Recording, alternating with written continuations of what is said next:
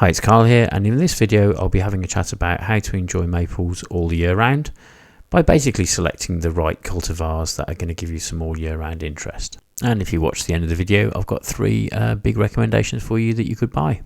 So perhaps when people think of Japanese maples, they think of that classic autumn foliage, the wonderful reds, the different colours that can be obtained. And this Jordan here has certainly done very well over the year. It's developed colour really quite nicely by just having the right amount of sun, really. So moving on to this Osakazuki, absolutely super plant, pretty much unbeatable for autumn colour, really, and really consistent as well, as it sort of hangs on to its leaves, even despite the strange sun we've had here in the UK. But really, really pretty. But some would argue that the leaves during the year are a little bit bland. They're just kind of green, really. So here we have an Acer palmatum from Bluebell Nurseries. And these are classic. They're just lovely, lovely red colour during the year. And they go this beautiful shade of pink, perhaps, or a deeper red during the fall. Whereas here you can see at Westernbert Arboretum, there's a very old Atropoporium, but lovely how the leaves have fallen on it, little speckles on the bark. Because it's an old tree, the shape's lovely, the colorations are beautiful. And this Acer Firecracker, lovely all year to be fair, but is a particularly vibrant shade of pinky red at the end of the year. So kind of well worth having. So as wonderful though these colours are, what about the spring months? Well, if you take a Acer on the left hand side, peaches and cream, just amazing sort of variegated leaves with little pink tips on them. And you've got things like Makawa Yatsubusa on the right that are an absolutely lovely vivid green. So something different to offer, really. There's my garnet on the left, which looks good in the spring, actually comes out with some nice deep red colours. And the Corallinum group Aces are particularly good in the spring because they have this lovely pink hue that's typical to their cultivar. But then we come to summer and perhaps things are a little different. There's lots of sort of generic-y looking red leaves around and green leaves. But something like this Shishikashira is interest all year, really, but even in the summer just really shines. Twisted, contorted branches, really, really interesting tree, to be honest with you. Very old in this case. But even the younger ones look really quite interesting, actually, the way their growing habit is. And really continuing the theme, here we have Acer Grisium, which is a really unusual maple that was imported a very long time ago into the country, and Westernbert have one of the original ones. It's over 100 years old. So absolutely gorgeous, but who would know it? Looks like a completely different tree, not an Acer, but it is. It's got one of these sort of genetic mutations, so the bark peels off. That you can, again, you can see in other trees in nature. But I think hopefully you'll agree that the leaves there aren't the most interesting in the world, but I'm not really looking at the leaves. I just think the whole bark, the look of the tree, the structure of the tree just looks fantastic, really. So I must say, some people say to me, I have room for one Acer in my garden. I want sort of the best of all that's going to do absolutely everything. And to be absolutely honest, yeah, you can get sort of fairly close with some cultivars, but nothing's going to have every level of interest covered. So moving into the winter months, again, what could be interesting in a tree with no leaves on it? But I think there is interest there. So here we have an absolute classic Baihu, which you can see during the summer is actually quite attractive, to be honest with you. But it's the star of the show, really, when it comes to those bark colours.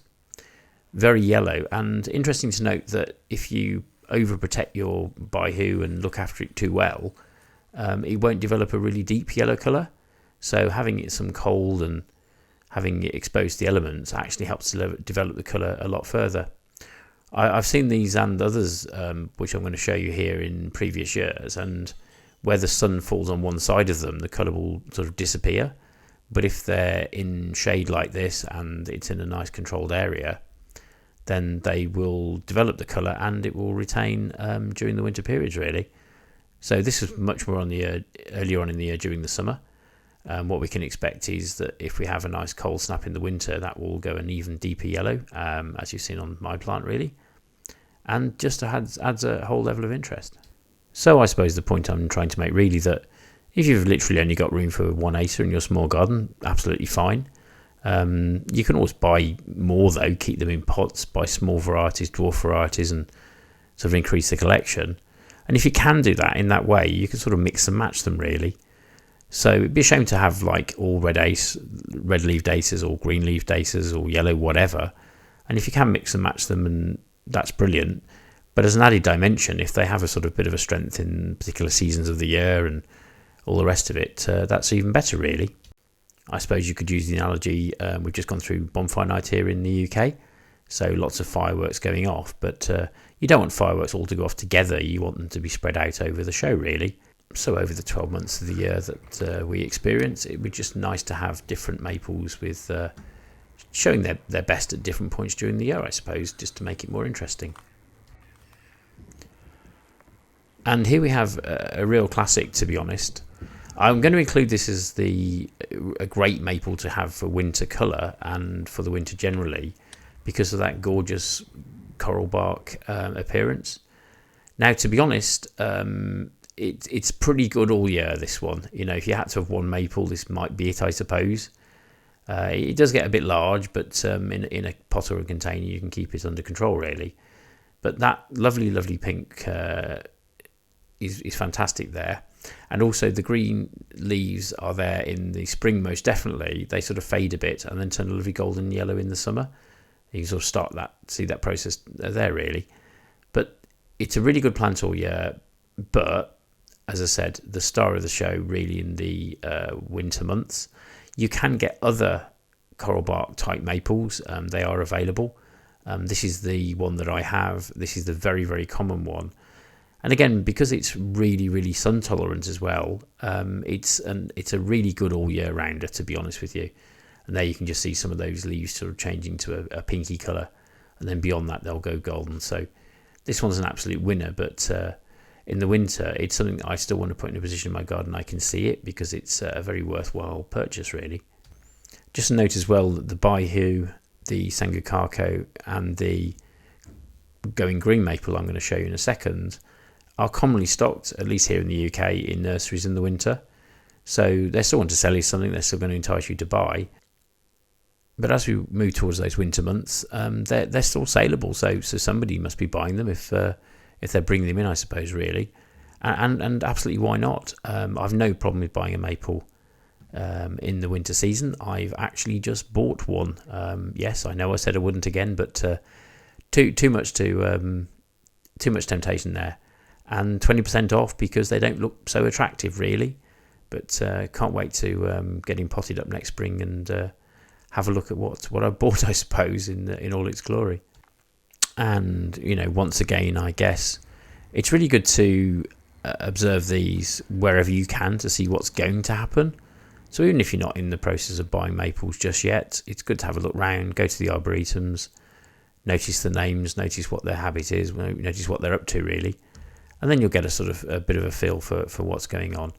Having said that, if you go to a place that's got very, very established trees like this, it's going to be difficult to see. I mean, it's good to know what's going to be like in 30 years, I suppose, really. I mean, it's very good information.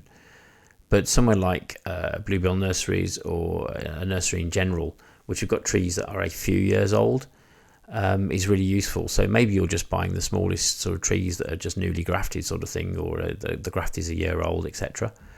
But it's really good to see what they would be like in a few years too. So some of the nurseries I go to, they've got one section for the very small plants, the ones that you'd probably buy mail order, for example.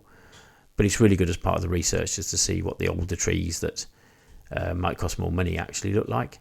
And then we can see the red ends of the leaves. The main branches aren't pink anymore. They've kind of changed. But all the same, it sort of does have the same habit. It is fundamentally the same plant. And it's amazing to think that if you cut one of those ends of the branches off and made a scion and grafted it, you'd land up with another Sango Kaku, really, which is an amazing thought. So I suppose the number one tip from me is do a little bit of research, give your purchase a little bit of thought. And, you know, I've said it many times, but go and find the tree that you want. Go and find the tree that's going to be really happy in that south-facing garden. It's going to look brilliant in the winter. It's going to look great in the spring.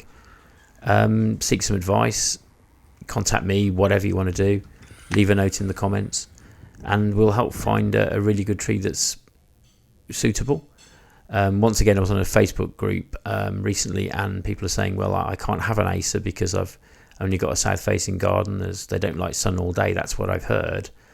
And it just isn't true, really. I mean, some absolutely do prefer shade. And I wouldn't say that if a tree is listed as tolerates sun, it probably means tolerates. They don't enjoy it necessarily, but some cultivars absolutely do. Why just go and pick up something that at that time of year looks brilliant when you're actually stuck with the tree for 12 months of the year, if that makes sense, really.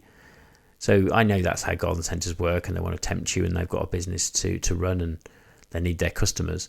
But being a bit discerning of what you're going to buy and what it's going to look in future months, I think is really worthwhile. So this is indicated is going green, and it's lovely. I mean, it's just a lovely green leaf maple. The stems are green all year actually, so that sort of sets it off in a really nice way. But again, it's one that's going to retain that lovely green colour into the winter months. It's going to have a little bit more interest, and it would tempt me to have one of those, and a red leaf maple and a yellow leaf. And actually, it's worth pointing out as well that if you've got some yellow leaf maples in your collection, or maples with leaves that turn yellow, then it really, really does bring out the reds and the greens. It's the way the eye works. It's very interesting. But you can see there with the red tree on the right compared to the green on the left, it really adds some contrast to both of them, really, and helps them stand out. So again, having a bit of a discerning choice is really worthwhile. And just to say really as well that it's kind of a shame, because the number of people viewing this channel, other gardening channels, will decrease in the winter months of sort of North America and the UK. Entirely understandable. Obviously people have other things to do, and it's nearly Christmas and all the rest of it. But it is a great shame, really, because it could be an excellent time to do a little bit of research, watch plenty of videos and absorb some information. Also to label your plants. I mean, get out there with some labels and record some data or whatever, because the years goes quickly. It'll soon be spring, really, and it's just a good time to take a break almost. Actually, when the plants are dormant, it's the most relaxed time of year for me. Strangely enough, people worry about, will they get frost damage and all the rest of it. I'm sure if you're in a zone 5 and 6, something like that, that's a definite worry. But here in the UK, it simply isn't really. They'll be left out there happy as Larry and just do really well, and we'll look forward to seeing them leaf out next year.